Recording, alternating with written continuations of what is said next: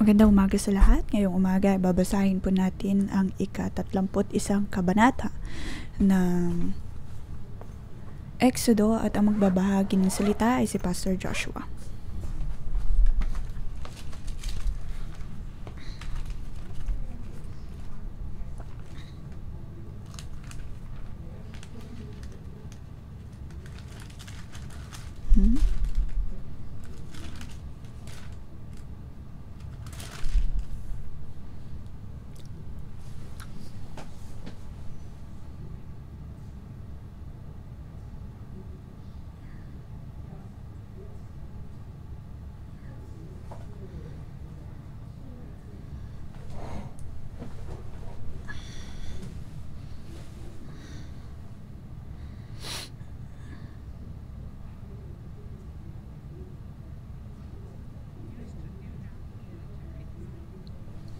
Dati ay lumuluhod ako sa lugar na ito.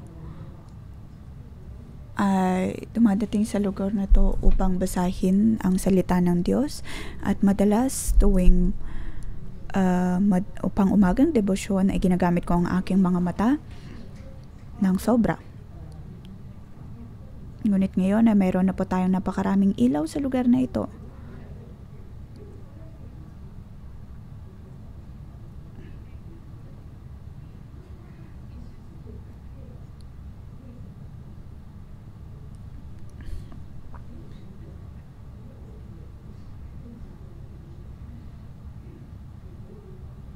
Ngayon nga ay meron na akong silid upang aralin ang salita ng Diyos.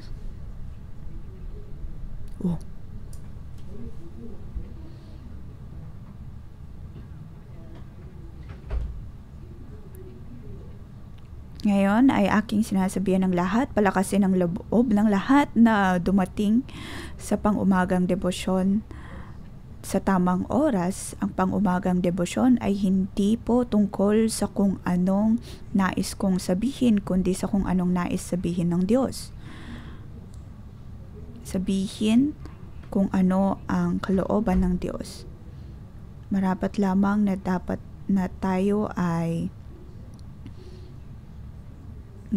nating makita kung ano ang nais ng Diyos. Maaring may ilan tayong mga kakilala o kaya ay classmate, mga coworker na tuwing kayo ay nagbabahagi sa entablado ay wala po kayong kumpiyansa.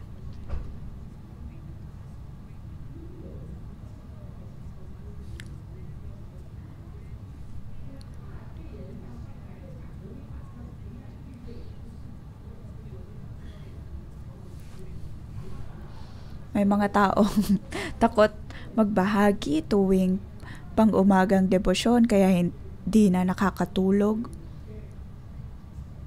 Pagkatapos ay nagtatago para hindi matawag at magbahagi.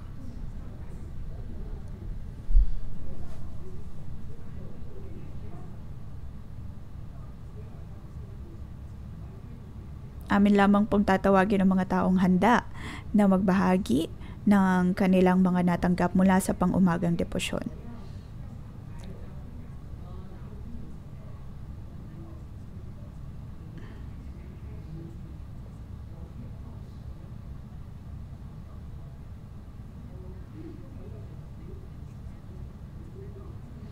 Marapat lamang na umasa tayo sa Diyos at hayaang Siya ang tumulong sa atin, lalo na sa pagbabasa ng kanyang mga salita.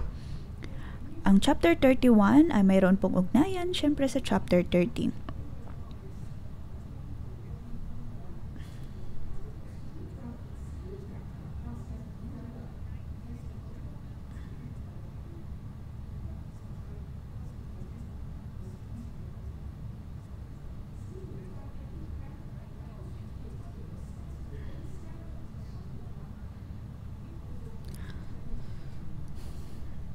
Sa chapter 19 ay nabanggit na ang mga Israelita ay aakyat ng 3 beses sa bundok Sinai.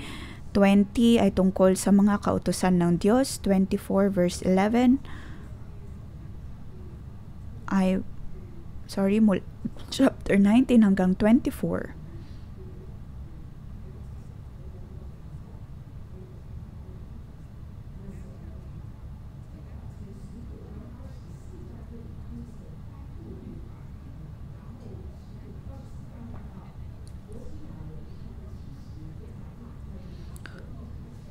Sabi sa chapter 24 verse 11,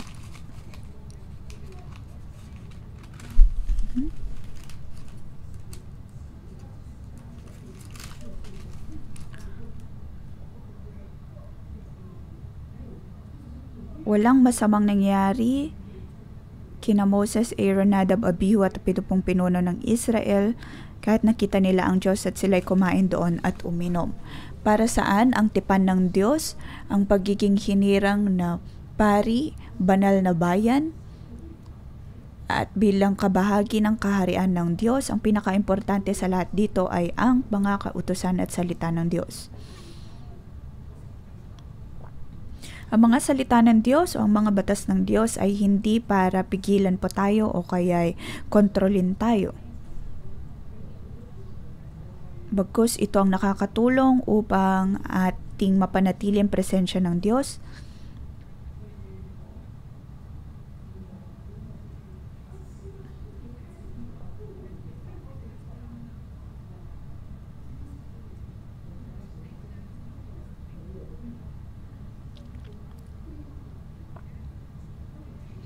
Naroon ang presensya ng Diyos. Paano po tayo makakapasok sa pagpupuri sa Diyos? Iyon po ay napakahalaga. Binigay ng Diyos sa atin ang kanyang presensya. Binigay niya sa atin ang kanyang mga tuntunin kung ano ang dapat nating mga sundin. Ito ang daan, ito ang paraan kung paano tayo makakasunod. At sa ating pagsunod ay naroon ang presensya ng Diyos, naroon din ang haligi ng ulap at haligi ng apoy upang tayo ay tulungan. Ang presensya ng Diyos ay laging sasama sa mga Israelita.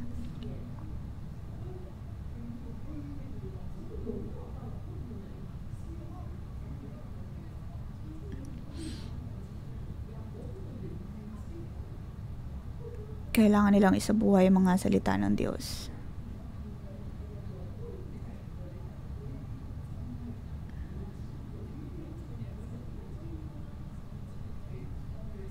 Paano po tayo makakapasok sa presensya ng Diyos?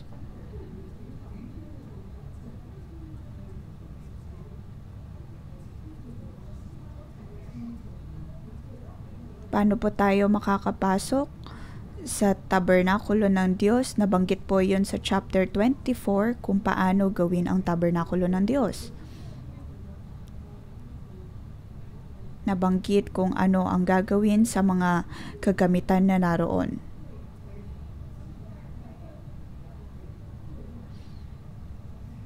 Ang tabing at ang lahat-lahat.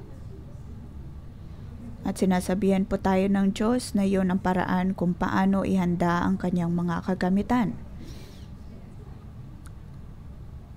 Nabanggit po kung paano tayo maghahanda sa presensya ng Diyos. Tayo ay sinasamahan ng Diyos. Paano tayo makakapasok sa presensya ng Diyos?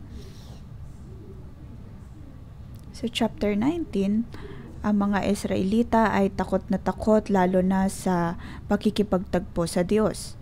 Kung kaya ang sabi nila kay Moses, Moses, mamagitan ka sa aming pagdulog sa Diyos.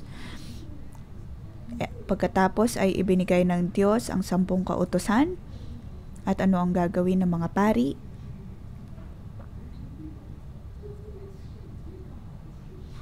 Pagkatapos ay nabanggit ang tungkol sa mga kagamitan, kung ano ang gagawin sa mga kagamitang iyon, paano gawin at ano ang dapat na magiging itsura. Verse 24, nabanggit po ang mga kagamitan na iyon. At ngayon, saan po tayo papasok para makapasok sa presensya ng Diyos? Iyon ay sa pamamagitan ng tabernakulo. Ngayon, ano po ang patibong sa lahat ng mga Kristiyano? Gusto natin purihin ng Diyos, ngunit saan tayo pupunta upang purihin siya? Sa atin pong noon ay hindi ito naging problema, ngunit naging malaking problema po ito noong panahon ng pandemya.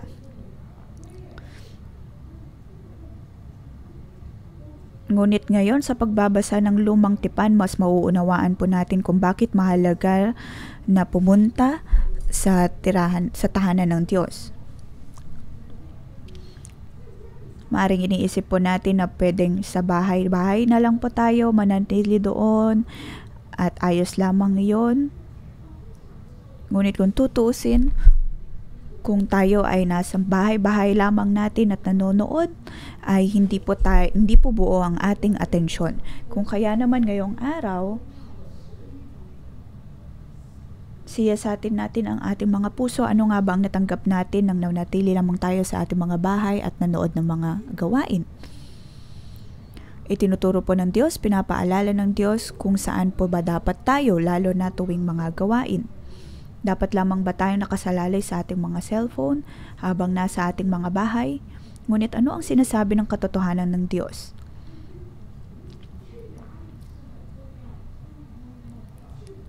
Saan po dapat tayo pupunta? Yun ang importanteng katanungan.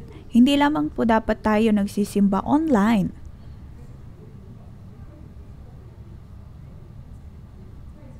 Tanging sa mga pinakamalalang sitwasyon lamang tayo aasa sa atin pong mga online services. Iyon po ang huli nating solusyon, ngunit hindi iyon ang pinakamainam na paraan.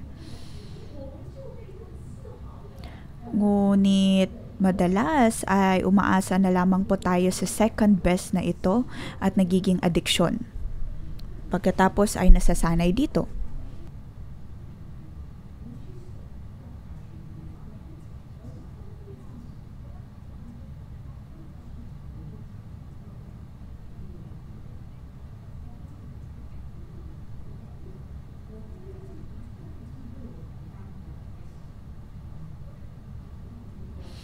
Kaya naman sa ating pagbabasa ng Exodo, ito ang naging malaking impresyon sa akin.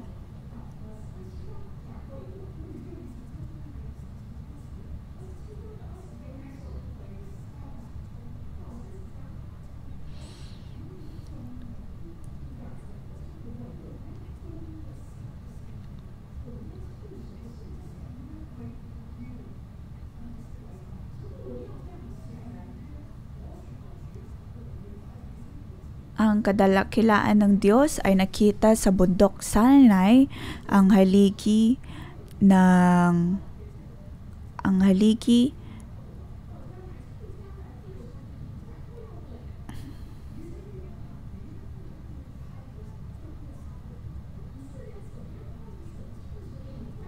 mga Israelita, ano po ang kanilang dapat na gawin para makapasok sa presensya ng Diyos? Ano ang kalooban ng Diyos para doon?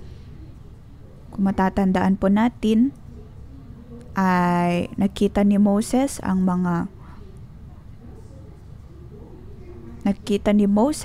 nasusunog na damo at ang presensya ng Diyos ay naroon. Makikita po natin iyon sa chapter 3 ng Exodus.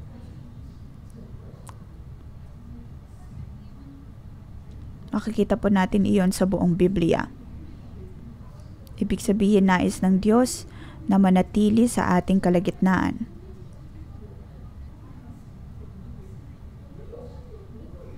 Nais ng Diyos na gamitin po tayo. Pagdating sa paggawa ng tabernakulo ng Diyos, ang kalwalhatian ng Diyos ay nakita sa tabernakulo. Paano po tayo makakapasok o mararanasan ang pagkilos ng Diyos? Dapat po tayo maging handa sa pagsusunog. At nang magawa po natin ang totoong kalooban ng Diyos.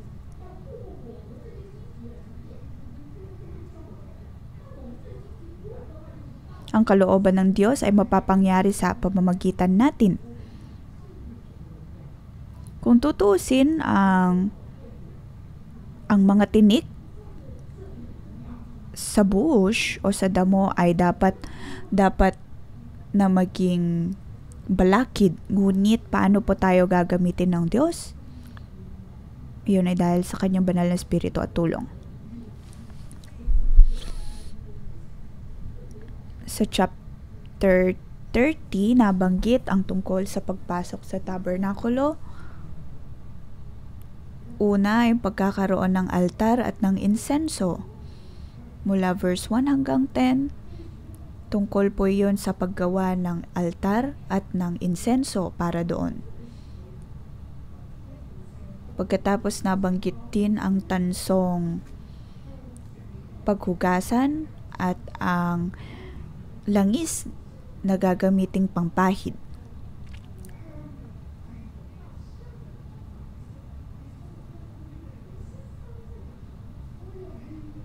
Tungkol po saan ang chapter 30?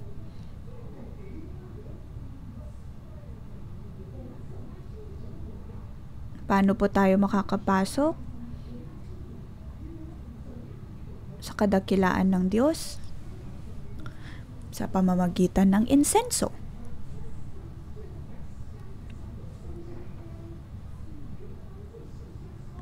Sa atin pong pagsusunog ng insenso,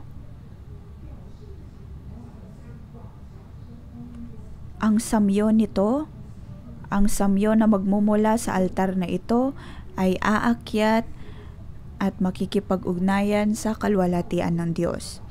At sa bundok nga po ng pangapahayag, nabanggit na ang insensong ito ay ang ating pong mga panalangin. At ang punong pari na nabanggit ay ang Panginoong Hesus. Dahil ang kanyang dugo ay dumanak para sa ating mga kasalanan,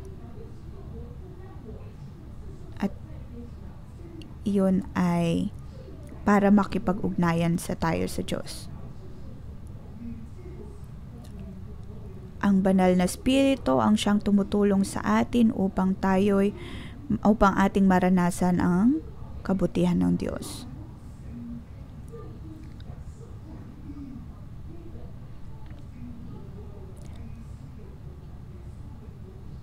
Ang insenso ay ang panalangin ng lahat ng mga makatuwirang tao at ang panalangin din ng Panginoong Hesus. Iyon ang nakatulong sa atin upang makapasok sa presensya ng Diyos. Kung kaya naman ang insenso na nasa altar ay dapat na patuloy na nagiilaw at may liwanag, lalo na sa panahon ng mga salot.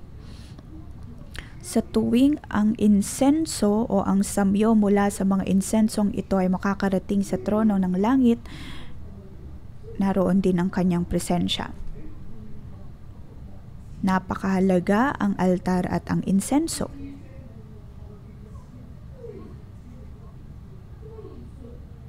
At ang altar na ito ay nakalagay sa harap ng tabernakulo bago ang luklukan ng awa.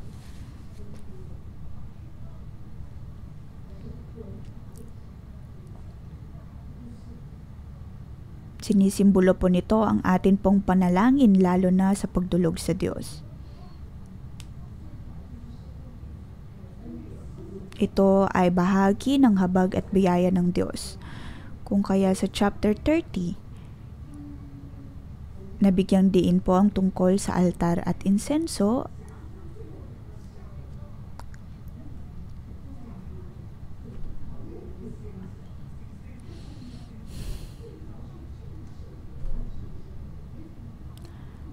Ang mga nabanggit sa chapter 30 ay para maihanda ang tao sa paglilinis ng Diyos.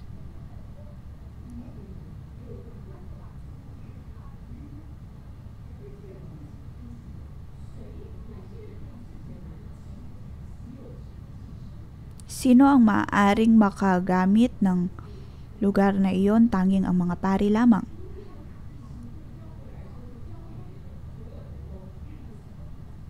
Ngayon, tuwing binabanggit po natin ang tungkol sa mga pari, akin pong tinutukoy ang ating mga co-workers. Ang lahat ng mga pari o kaya lingkod ng Diyos ay dapat na manindigan. Mga co-workers, tayo po ang namamagitan para sa lahat ng ating mga kapatiran at maging sa ating komunidad na kinabibilangan sa ating syudad. Lahat po tayo ay dapat na tumindig bilang alagad ng Diyos. Atin pong nirepresenta ang Hong Kong at ang lahat ng ating mga branch churches.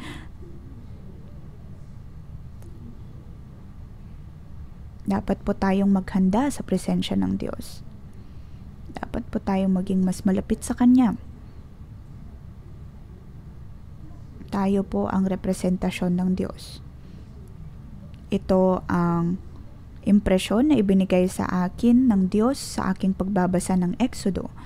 Sa ating paglakad sa kalooban ng Diyos, matapos ang paggawa ng altar at para sa insenso, ang altar na iyon ay nakalagay sa harap ng tipan at mayroon pang isang hakbang na dapat gawin. Iyon ay ang paghuhugas sa tansong hugasan. Ang mga pari ang magsisilbing tagapamagitan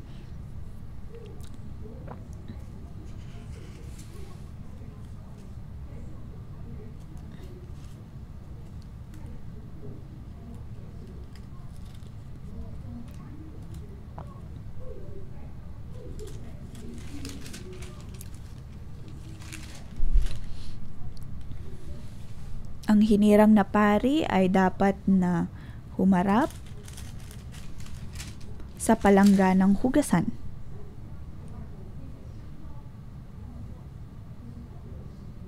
Nabanggit din po ang tungkol sa anointing oil. Yun po ang banal na spirito. Dapat po tayong tumugon sa banal na spirito, tanging sa tulong lamang ng banal na spirito na tayo ay mapapalinis. Kailangan po natin ang anointing oil o ang sinisimbolo po nito ay ang banal na spirito. Lahat ng mga co-worker na nandito, lahat ng mga hinirang na pari, lahat ng mga kapatiran. Kumpara sa mga taong nasa ating komunidad, tayo po ang hinirang ng Diyos bilang mga pari at mga lingkod. Sa atin pong mga tahanan, tayo din pong hinirang na pari. Kung kaya dapat po nating linisin ang ating mga sarili ayon sa salita ng Diyos. Sa atin pong pagdulog sa umagang debosyon, tayo po ay napapalinis din ng salita ng Diyos.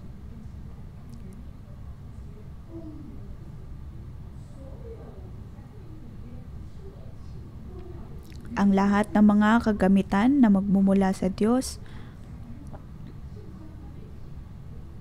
ay dapat na mapagpala muna niya.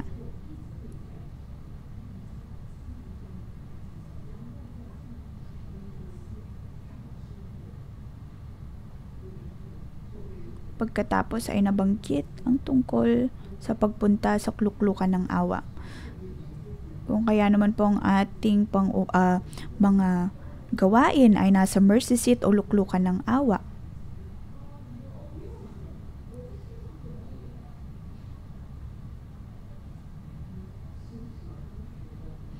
may mga nagsasabi na maaaring manatili lamang sila sa kanilang mga bahay, manood na lamang online.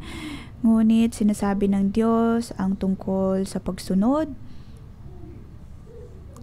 Kung paano ba tayo tunay na makikipag-ugnayan sa Kanya. Inihanda po ng Diyos ang lahat para sa atin. Ang lahat ay dahil sa Kanyang habag at biyaya.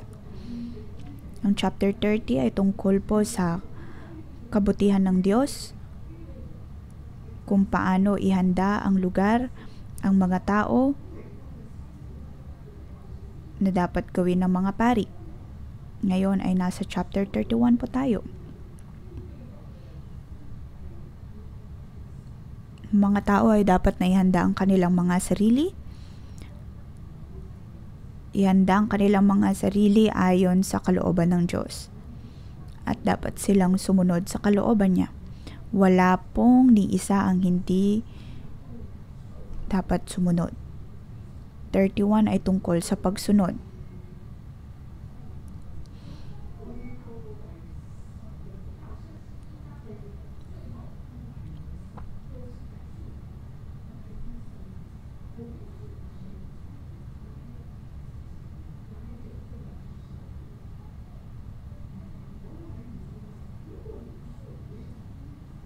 Kung hindi po tayo tutugon sa Diyos,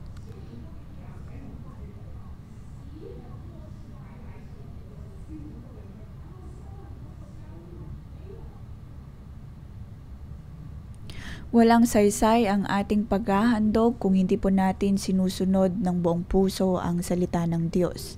Ang pagsunod ay mas importante, mas mahalaga kaysa sa atin pong mga handog o pagsasakripisyo. Sa chapter 31, tungkol po iyon sa pagsunod. At sa chapter 32, makikita po natin ang katigasan ng ulo ng mga Israelita, ang kanilang hindi pagsunod. Mayroon pong dalawang seksyon. Una ay sa verse 1 hanggang 11.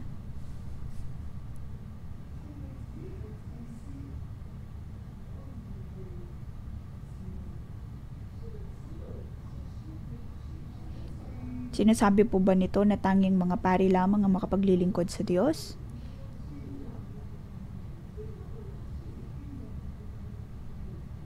Na tanging ang mga kagamitan na nabanggit lamang ng Diyos ang maaaring gamitin sa tabernakulo? Ang ibig pong sabihin nito, ang paggawa ng tabernakulo ay ang paggawa din o pagpapatayo ng iglesia sa panahon po natin ngayon.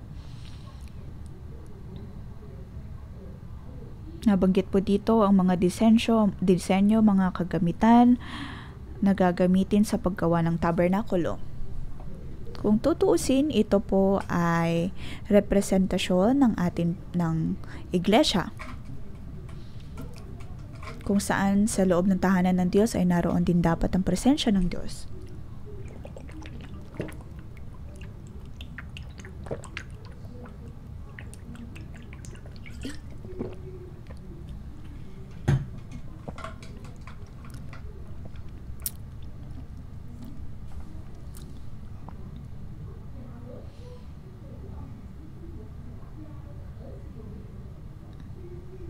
Si Aaron at ang kanilang mga anak ay hindi lamang po sila ang maaaring gumawa ng lahat ng mga sisidlan na nabanggit po dito. Ang Diyos ay pipili ng mga tamang tao upang lumikha. May pinili ang Diyos na dalawang tao, nabanggit si Bezalel at Aholiab. Kung tutuusin, sila ay hindi po mga Levita. Ang isa ay mula sa tribo ni Juda at ang isa pa ay mula sa tribo ni Dan. Pagkatapos sa verse 1, sinabi ni Yahweh kay Moses, pinili ko si Bezalel na anak ni Uri at apo ni Hur na mula sa lipi ni Juda.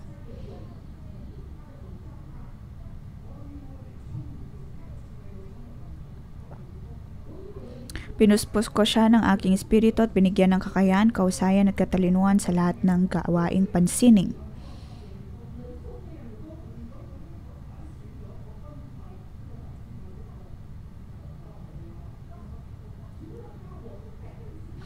Verse 6, pinili ko rin para makatulong niya si Aholiab, anak ni Ahisamach na mula naman sa lipi ni Dan. Maliban sa dalawang taong nabanggit ay mayroon din pong mga iba pang mga grupo ng tao na tutulong. Binigyan ko rin ng kakayahan ang ibang mahuhusay na magagawa upang sila ang gumawa ng lahat ng inuutos ko sa iyo.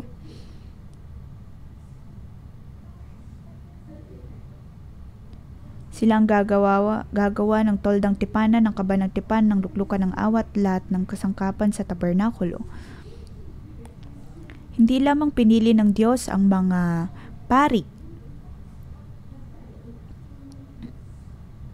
Totoo na mga paring ito ang magiging representasyon ng Diyos para sa mga tao upang sila din ay makadulog sa Kanya at sila ay hinirang ng Diyos. Ngunit paano naman ang mga kagamitan o mga sisidlan na kailangan sa templo?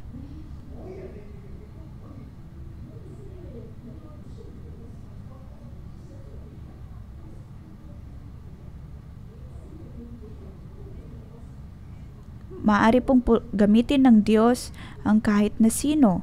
Katulad ko, binigay ng Diyos sa akin ang pangitain ng puno ng buhay, lalo na sa Isaiah 61. At sa mga taong ito ay patuloy kong itinuturo ang tungkol sa Isaiah 61. At kung ano man ang akin pong itinuturo sa inyo ay mula sa Panginoon, at hindi lamang ako nagbabahagi ayon sa aking nais, ngunit ayon sa kalooban at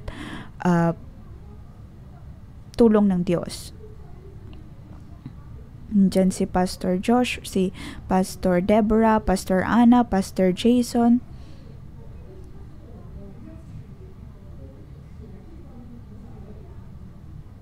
At maging din ang mga coworker, lahat sila ay kasama ko sa paggawa o kaya'y paglilingkod sa simbahang ito. Tayo pong lahat ay pinili ng Diyos.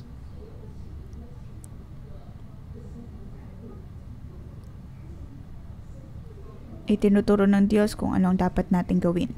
Ngayon, ang lahat po tayo ay pinili ng Diyos upang gawin ang tabernakulo at mapatatag ang kanyang iglesia. Tandaan po natin na sa tabernakulo ng Diyos naroon ang toldang tipanan, ang kaba ng tipan, luklukan ng awa, mga kasangkapan, altar na sunugan ng insenso, altar na sunugan ng handog, palanggan ng hugasan at ang mga pantungan ng ito, mga kasuotan ni Aaron at ng kanyang mga anak, at ang mga pampahid na langis.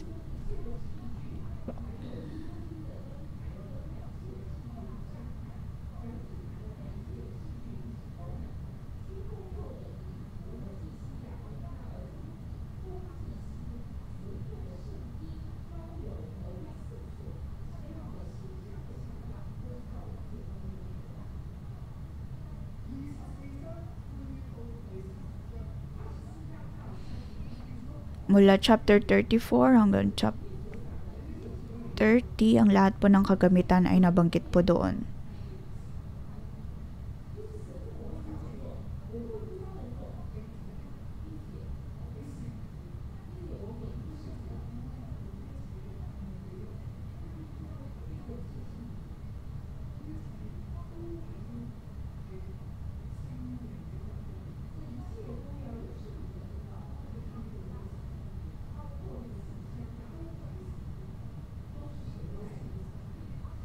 Ang lahat ng mga kagamitan sa tabernakulo ay ayon sa kalooban ng Diyos.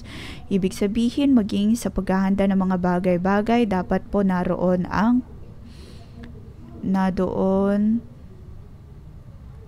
kalooban ng Diyos.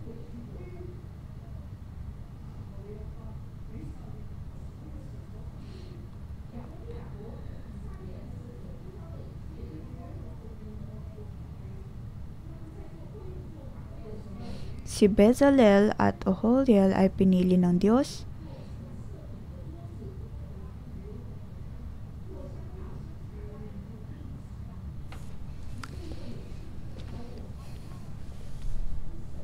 Ang lahat ng kanilang mga gagawin ay ayon sa pagpili ng Diyos, ayon sa kalooban ng Diyos, ayon sa kanyang tuntunin.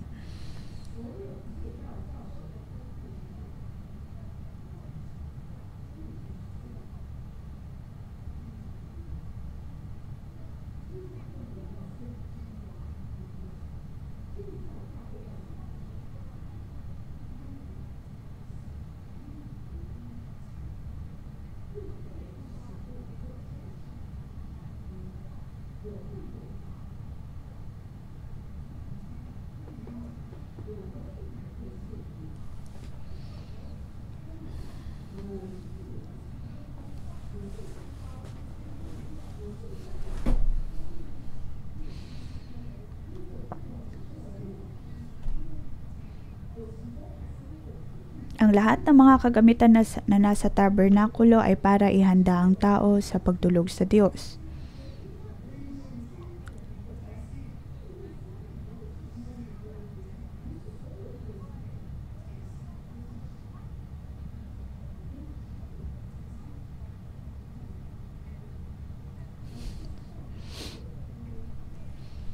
Ang mga pari ay magsisilbing mga tagapamagitan. Sila ay dudulog sa templo ng Diyos habang suot ang mga kasuotan na ayon din sa kalooban ng Diyos. At kung matatandaan po natin, sa kanilang mga kasuotan ay mayroong mga detalye ayon sa patnubay ng Diyos.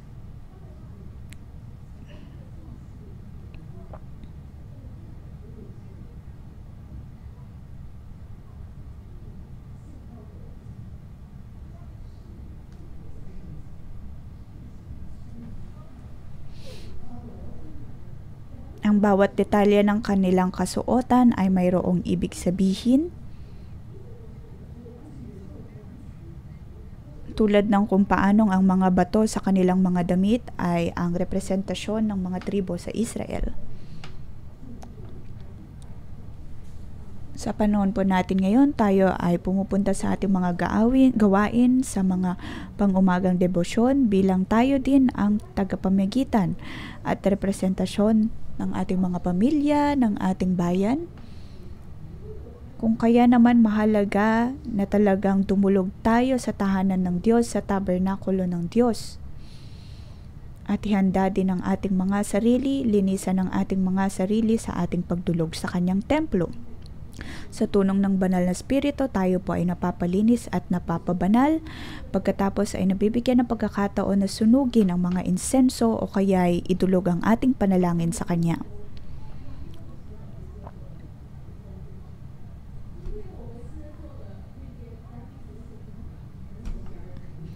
Ngayon sa ating pong luklukan ng awa sa Mercy Eyes, ay hindi po tayo susunog ng totoong insenso, ngunit tayo po ay nananalangin. Dahil si Jesus na siyang ating tagapamagitan ay lagi po nating kasama.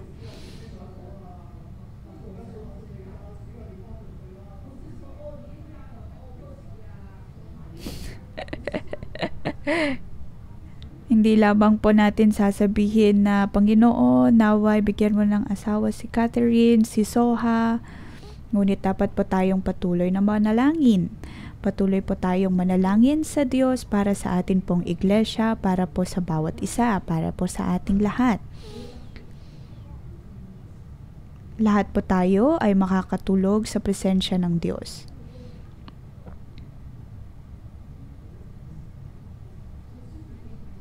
Mula chapter 19 hanggang sa patuloy po ng mayon,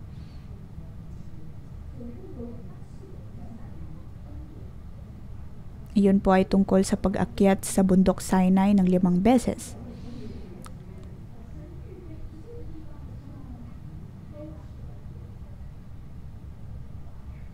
Ang lahat ay dahil sa kabutihan ng Diyos.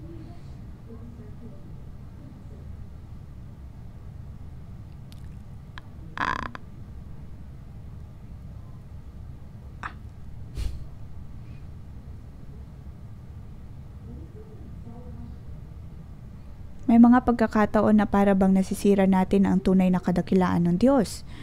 Kung alam po natin na siya ay naghanda ng napakaraming bagay, ngunit hindi po natin ginagamit ng mabuti. Dahil nakatingin lamang tayo sa ating mga sarili, sa ating kayabangan, at pinipili kung ano ang mas para sa atin, pinipili lamang ang nais natin. Ayaw nating pumunta sa simbahan, ayaw nating pumunta sa tahanan ng Diyos, ngunit alam natin na hindi yon ang tamang paraan. Totoo na ang pagtuturo ang siya namang mahalaga, kung kaya sinasabi natin na pwede naman natin iyong pakinggan online. Ngunit paano naman ang altar ng Diyos, ang insenso, ang langis na pampahid, at ang tuntunin ng Diyos na dapat po tayong dumulog sa kanyang presensya. Iyon ang pinagpalo ng Diyos. na paraan upang dumulog sa Kanya. Iyon ang pinagpalang paraan ng Diyos upang magamit po tayo. May mga pagkakataon na nakatingin lamang po tayo sa ating nais at kung anong komportable para sa atin. Naway tulungan po tayo ng Panginoon. Sunod.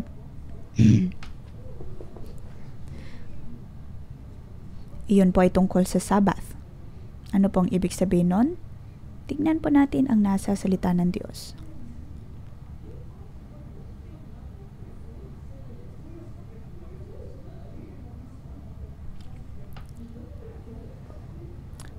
Sabi sa verse 12, sinabi ni Yahweh kay Moses, sabihin mo sa mga Israelita na ipangilin ang araw ng pamamahinga sapagkat ito magsisilbing palatandaan sa inyo at sa inyong mga salinlahi na kayo ay aking pinili para maging bayan ko. Mula verse 12 hanggang 17.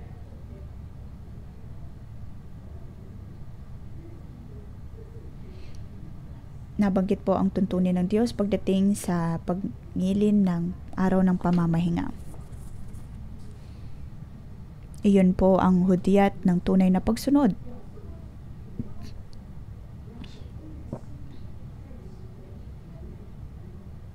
Ibig sabihin po sa atin pong mga buhay, araw-araw, bawat linggo, dapat po tayong sumunod sa kalooban ng Diyos. Sa araw ng pamamahinga, dapat po tayong dumulog sa presensya ng Diyos.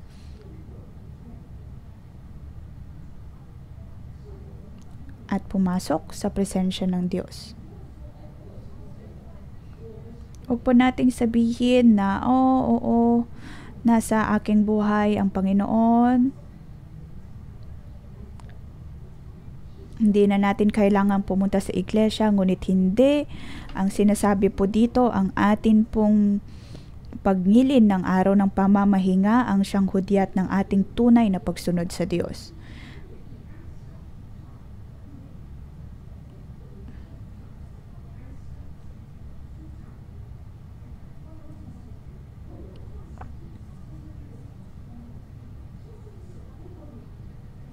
Balikan po natin ang nasa Genesis mula verse 2.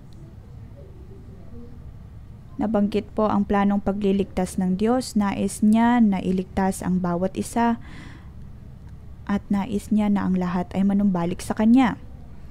Kung kaya naman sa libro ng Exodo, nakita po natin kung paanong nais ng Diyos na ibalik ang mga Israelita sa Kanyang kalooban upang purihin muli siya at saka ginabayan sila sa paggawa ng tabernakulo upang makadulog sa Kanyang presensya. Iyon po ang paraan ng Diyos. Iyon po ang paraan para tayo ay makalakad sa Kanyang kabanalan.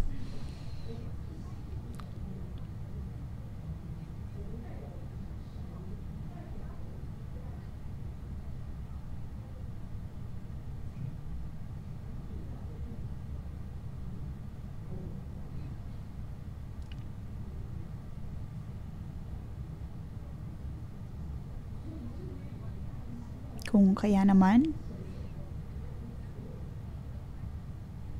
sa lumang tipan, ang piniling pari ay dapat na dumulog sa presensya ng Diyos. Pagkatapos ay mamamagitan para sa tao. At ito din po ang pagkakatawag ng Diyos para sa atin, sa ating iglesia, para tayo ay tumayo, manindigan,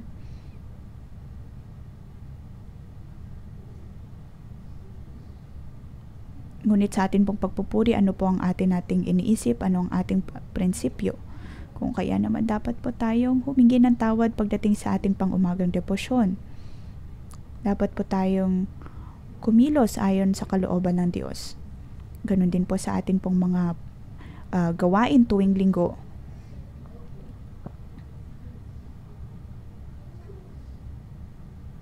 Dahil ito po ang hudyat na ibinigay ng Diyos para sa atin.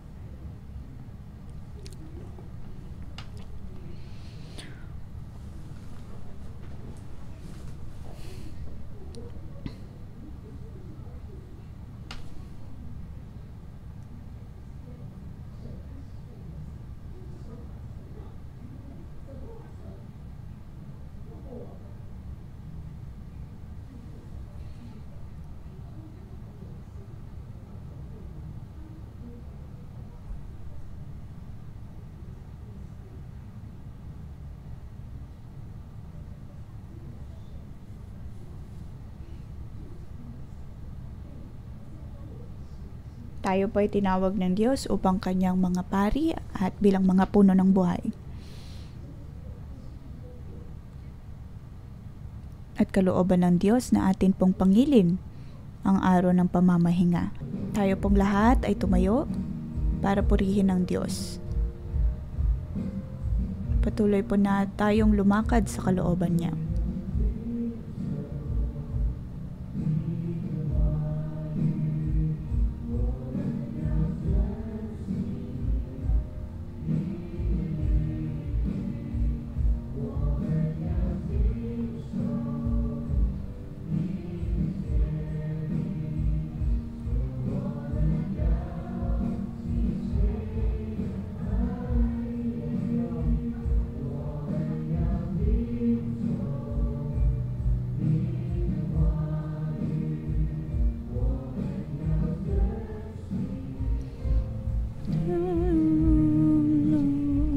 We want to keep you. Oh Lord, we want to let our hearts Jehovah Lord, give me the command,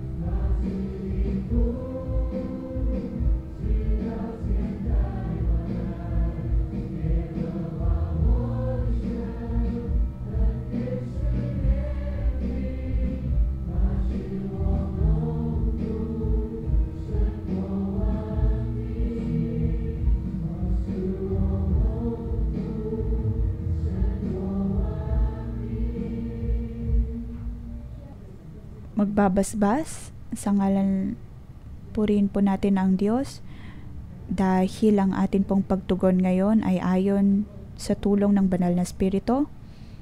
Maaari po tayo magpatuloy sa pagbabasbas. Ngunit sa pagkakataong ito, nais ko po pong magbahagi sa inyong lahat. Kung hindi pa po kayo nababasbasan, maaari po kayong dumulog at atin pong tulungin ang banal na Espiritu na tayo po ay basbasan. Nais po tayong pakalinisan ng Diyos at pabanalin ng Diyos.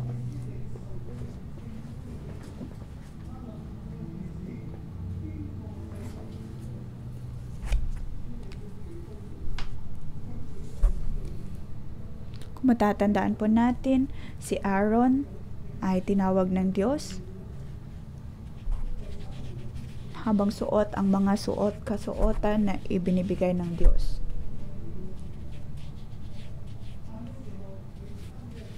Dapat po tayong lumakad sa kalooban ng Diyos. Sa ating paglalakad sa kalooban ng Diyos ay hindi lamang po natin bitbit ang ating sarili, kundi bitbit din ang ating pamilya, kundi maging din ang ating bayan na pinanggalangan. Sa ating paglalakad ay representasyon po tayo ng ating mga bayan. Tayo po ay dudulog sa Diyos bilang mga tagapamagitan ng ating pamilya, komunidad at bayan na pinanggalingan.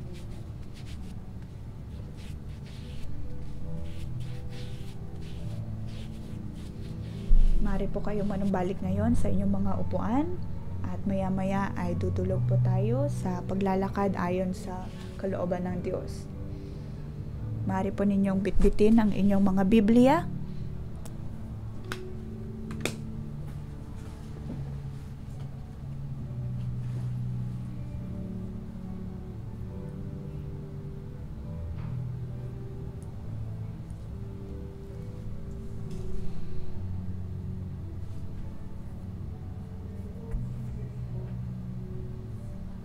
Tayo po ay dudulog sa presensya ng Diyos.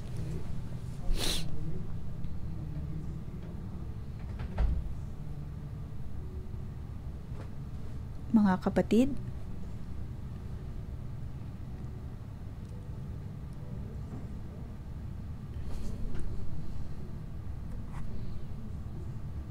sa pagkakataong ito ay nasa dulo ng lugar na ito ang atin pong mga kapatiran, mga coworker upang lumakad sa kalooban ng Diyos.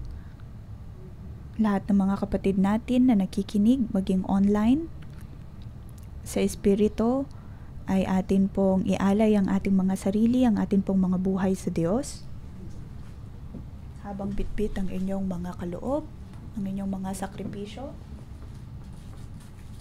ito po ang ating prophetic action. Gaano tayo kahanda na ibigay sa Diyos ang lahat?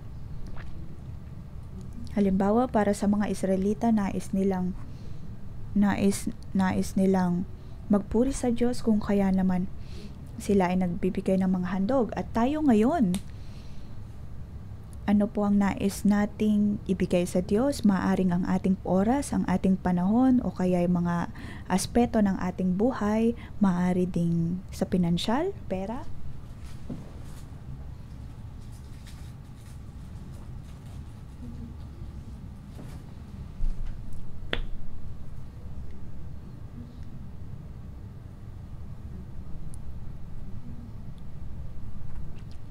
Maghandog po tayo ayon sa pag-uudyok ng banal na espiritu. Ngayon ay itaas po natin ang ating mga kamay at sa espiritu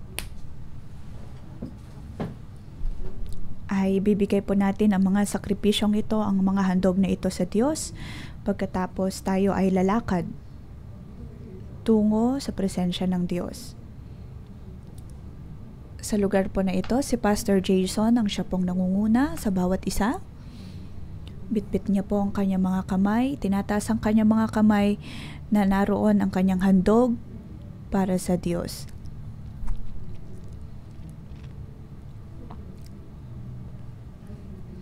Ang lahat ay susunod sa paglalakad na ito habang bitbit ang inyong mga handog sa Diyos.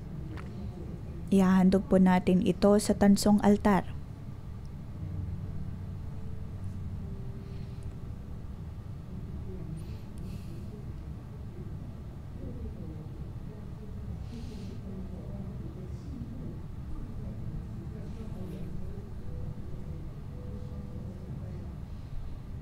Atin pong ibaba muna ang ating mga handog at sakripisyo sa Diyos. Tayo po ang mga hinirang ng Diyos na pari. Atin pong ibababa ang mga handog at sakripisyo ng mga Israelita sa altar. Naway tulungan po tayo ng banal na espiritu. Ngayon, bilang iglesia at bilang representasyon ng buong mundo, tayo po ay lalakad tungo sa kabanalan.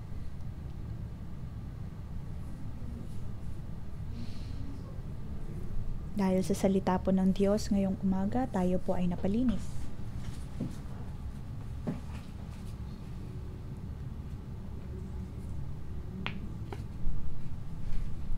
Sa tuwing tayo po ay nagpupuri sa atin pong pang-umagang debosyon, dapat po nating pakalinisan at pabanalin ang ating mga sarili. Yun ay para din po sa ating mga sarili. Yun din po ay para sa inyong mga bayan na pinanggalingan upang ang lahat ay makadulog sa presensya ng Diyos. Dapat po tayong mapalinis.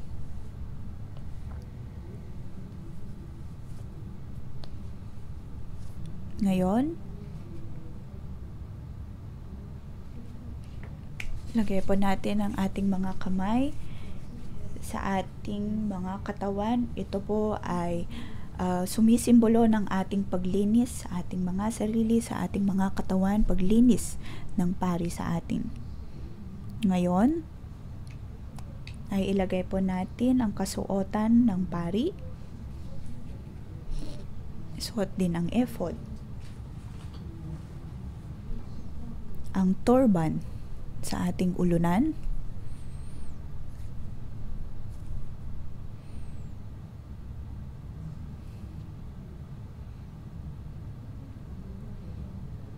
Ngayon lamang ay binasbasan po natin ang bawat isa sa atin. Lahat po tayo ay napalinis na ng Diyos. Ngayon tayo po ay tumulog sa harapan. Sa tulong ng banal na Espiritu, ayon sa tuntunin ng Diyos,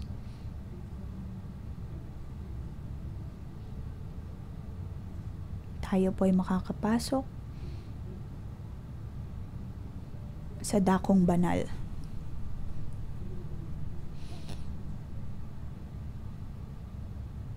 Maaari po tayong lumakad sa 4 na bahagi ng kwartong ito.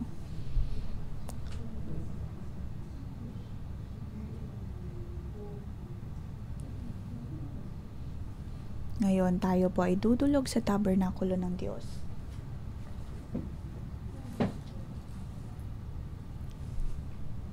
Ayon sa pagbabasbas ng banal na Espiritu.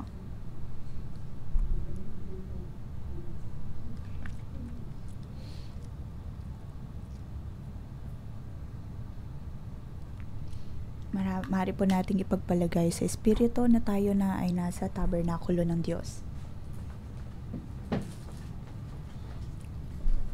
Banal na Espiritu, naway tulungan po ang bawat isa sa amin sa aming pagsunod. Amin pong ipinoproklama ang katotohanan ayon sa pananampalataya. Kami ay naniniwala na Ikaw, O Diyos, ay magpawalang hanggan. At lahat kami ay iyong tinawag upang maging iyong pari.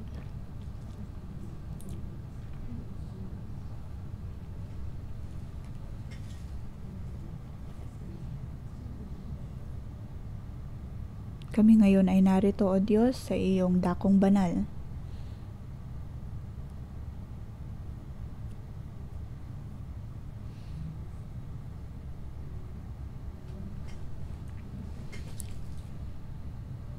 Kami ay narito sa altar ng iyong insenso.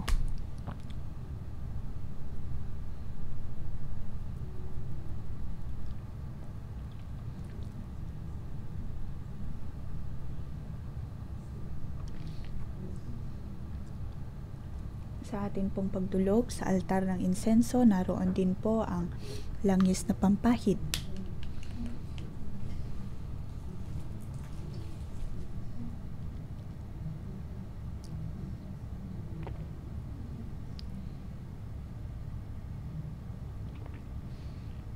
Mga insensong ito ay atin pong ilalagay sa mga palangganang hawak po natin, mangkok,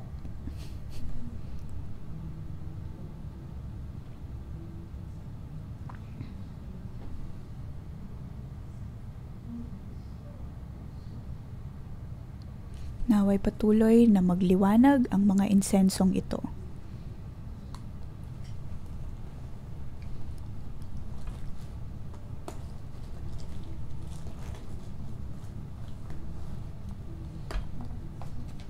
Tayo po ay pumasok sa Espiritu at hayaan natin na ang samyo ng ating mga insenso ay umakyat sa presensya ng Diyos.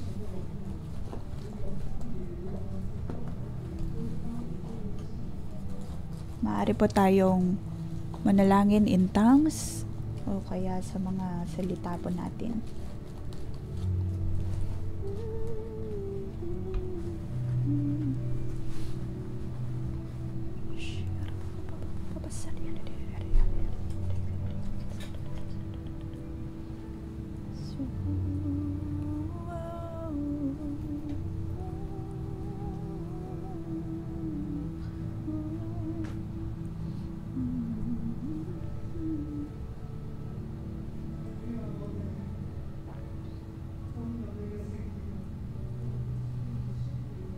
Panginoon, kami ay pumapasok sa iyong dakong banal.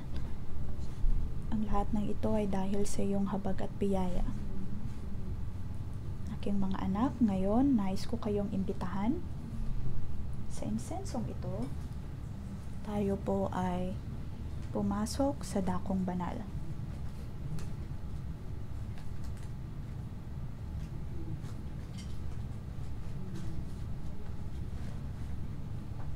Ngayon ay narito po si Pastor Jason, Pastor Debbie upang umakyat sa entablado. Ito po ay representasyon ng ating pong pag-akyat sa dakong banal.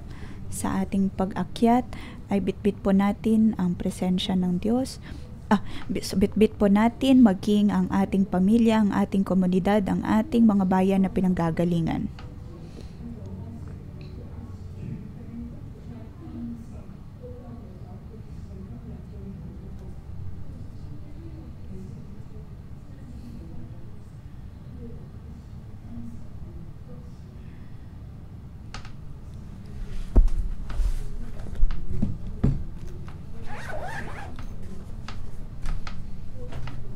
Nais ng Diyos na tayo at maging ang bayan na ating inirerepresenta ay madulog sa presensya ng Diyos.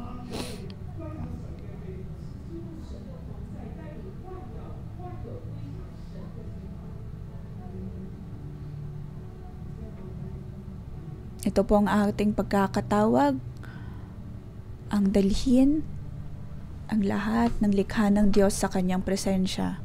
Panginoon, ang amin pong ginagawa ngayon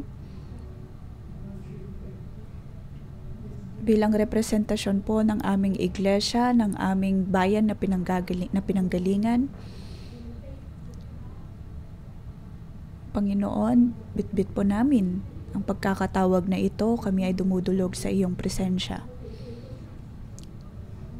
Lahat kami ay para lamang mga tinik. Ngunit ngayon, nais naming pumasok sa iyong presensya. Panginoon, ito ang iyong kalooban. Panginoon, walang ni anumang tubig ang makatatalo sa iyong pag-ibig. Ang iyong pag-ibig ay tulad ng apoy. Panginoon, nais naming matanggap ang apoy na nagmumula sa iyo upang maging sa kadiliman, O Diyos, ay mabitbit din namin ang iyong liwanag upang ang lahat ay makakapasok sa iyong tipan. At ito ang iyong magiging signos para sa amin. Panginoon, maraming salamat. Ang iyong mga anak ay narito sa iyong harapan. Panginoon, naway malugod ka sa amin. Ito ang iyong paraan, O Diyos. Panginoon, sa iyong lugar, sa lugar na ito ay amin pong papangilin ang iyong mga salita, ang iyong mga kautusan. Panginoon, tulungan mo kami.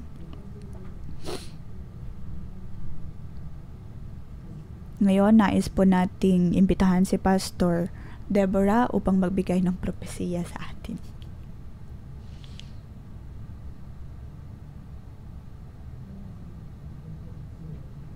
Ngayong umaga, sa paggawa po natin ng prophetic action na ito, nakikita ko na kahit saan ay mayroong apoy. Hindi lamang po limitado sa lugar na ito o sa bulwagang ito ang apoy na iyon. Kahit na ngayong umaga ay wala po tayo sa mercy seat o sa luklukan ng awa, ngunit nakikita ko na ang lahat ng ilaw sa mercy seat ay nakasindi. Kahit saan man sa mercy seat ay mayroong apoy at ang apoy na ito ay patuloy na lumalago pagkatapos ay umaabot sa iba't ibang dako ng Hong Kong. Pagkatapos ay umabot din sa iba't ibang dako ng mga bansa. At nakikita ko at naririnig ko ang Diyos. Sinasabi niya na siya ay natutuwa sa atin at nalulugod sa atin. Nalulugod siya sa atin kung kaya tayo kanyang papaboran. Maring iniisip po natin na prophetic action lamang ang mga ito, ngunit sa Espiritu at sa ating pagtugon ayon sa Espiritu, kung kaya naman sa spiritual realm ay makikita po natin ang epekto nito. Sinasabi ng Diyos, aking mga anak, na umaabot sa akin ang samyo ng inyong mga insenso. Nakikita ko ang inyong dedikasyon. Nakikita ko ang inyong puso sa paglilingkod. Aking mga anak, nais kong makita ninyo sa pisikal ninyong mga mata na kahit anumang inyong pinapanalangin at iniiyakan ay inyong makikita. Kahit ang mga bagay na hindi ninyo inaasahan ay gagawin ng Diyos at naririnig ko ang sinasabi ng Diyos sa 611, 611, ikaw ay aking minamahal. Ikaw ay aking minamahal. At tayo po ay tinatawag ng Diyos.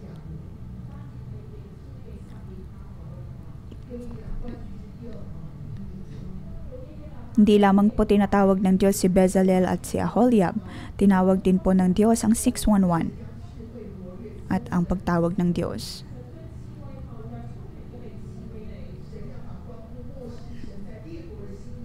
Tayo po ay tinutulungan ng Diyos.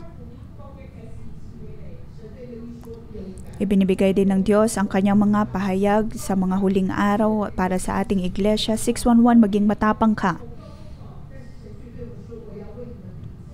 Noong nakaraan, kayo ay nahihirapan, may mga mataas at pababang punto ng inyong buhay, ngunit sinasabi ng Diyos na tayo ay kanyang tutulungan. Ang Diyos ay nagbibigay ng malaking gintong susi kay Pastor Joshua at isinusuot din sa kanya ang kulay ubeng damit. At inilalagay din sa kanyang ulunan ang isang korona. Ito ay ang pagtawag ng Diyos bilang hari.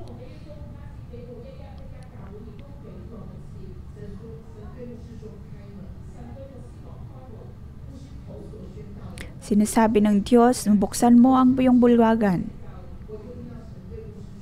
Ang lahat ng iyong sasabihin ay mapapangyari ayon sa kalooban ng Diyos. Sinasabi ng Diyos kay Pastor Joshua, buksan mo ang iyong bibig dahil ikaw ang aking pinili. Ikaw ang aking pinili. Ikaw ang sisidlan ng Diyos na aking pinili. Ngayon sa iyong pangungusap sa mga bansa at kahit anumang iyong nanaisin na gawin ng Diyos para sa mga bansa ay iyong makikita. At nakikita ko din ang pangitain ng pagtatanim ng puno ng buhay. Ito ay nagmumula sa Diyos at para din sa buong 611. Maging sa mga huling araw ay mapapangyari ang pangitain na ito. Hindi lang po ito tungkol sa 611. Ito din ay makikita natin sa mga susunod pang henerasyon.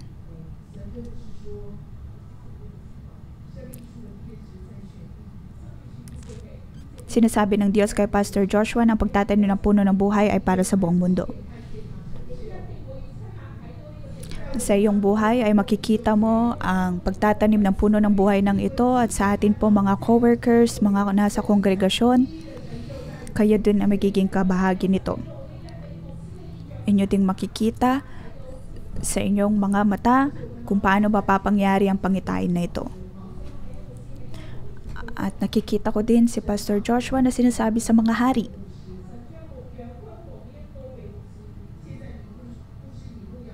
Ibinigay ng Diyos ang basbas ng pagdidisipulo para kay Pastor Joshua at maging din sa mga co-workers at mga taong nasa marketplace.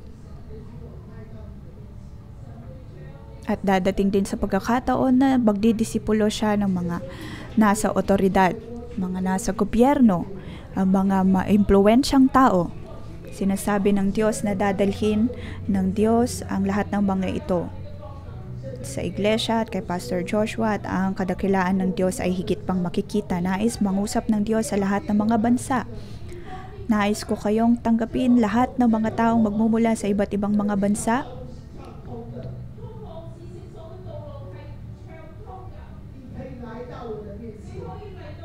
Ang dakong banal ay para sa inyo, ay binubuksan ko din para sa inyo, para sa mga taong ito sa iba't ibang bansa. Kayo ay aking tinatawag. Kahit saang bansa ka man nanggaling, kahit saang bansa ka man nanggaling ngayon ay tinatawag ka ng Diyos. Dapat kang manumbalik sa Diyos, dapat mong purihin ang natatanging Diyos na buhay. 611. Sa lahat ng mga bansa, sa lahat ng mga bansa ay atin pong itataas ang bandila ng 611 Panginoon,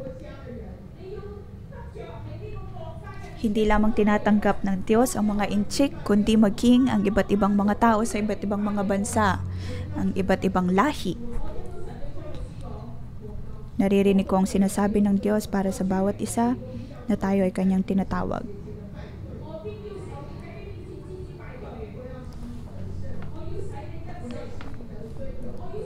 Mawawala ang lahat ng mga kaaway dahil Diyos ang magbibigay sa atin ng katagumpayan. Sino man ang mga taong madalas na umaatake sa atin sa ating iglesia, ang lahat ng ito ay matatalo at magagapi at ang Diyos ang tutulong upang tayo ay maging matagumpay. Ang buong iglesia ng 611 ay makikita ang kadakilaang ito, ang kaluwalhatiang ito. Ang kadakilaan ng Diyos ay higit na makikita. Sinasabi ng Diyos na kahit anumang sabihin ng Diyos sa atin ay mapapangyari. Ang lahat ay mapapangyari. Panginoon, kami ay nagpapasalamat sa iyo. Ikaw ang Diyos na nangungusap sa amin. Naway ang lahat ay dumulog sa Diyos ng may pananampalataya. Patuloy po tayong manalangin habang ang kanya mga salita ay mapangyari. Panginoon, maraming salamat sa ngalan ng Panginoong Yesus ay aking pinagpapala ang bawat isang narito. Naway ang lahat ay magkaroon ng espiritu na handang sumunod. Tayo po ay pinili ng Diyos. Kahit na anumang inyong gawin ng iyong mga kamay ay babasbasan ng banal na espiritu, kayo ay mapagpapala ng banal na espiritu. Aking mga anak, kayo ay tumindig. Kayo ay mailunsad, kayo ay sasamahan ng Diyos. Sa ngalan ng Panginoon ay pinagpapala ko kayo. Amen. Dito po nagtatapos ang ating pangumagang debosyon. Magandang umaga.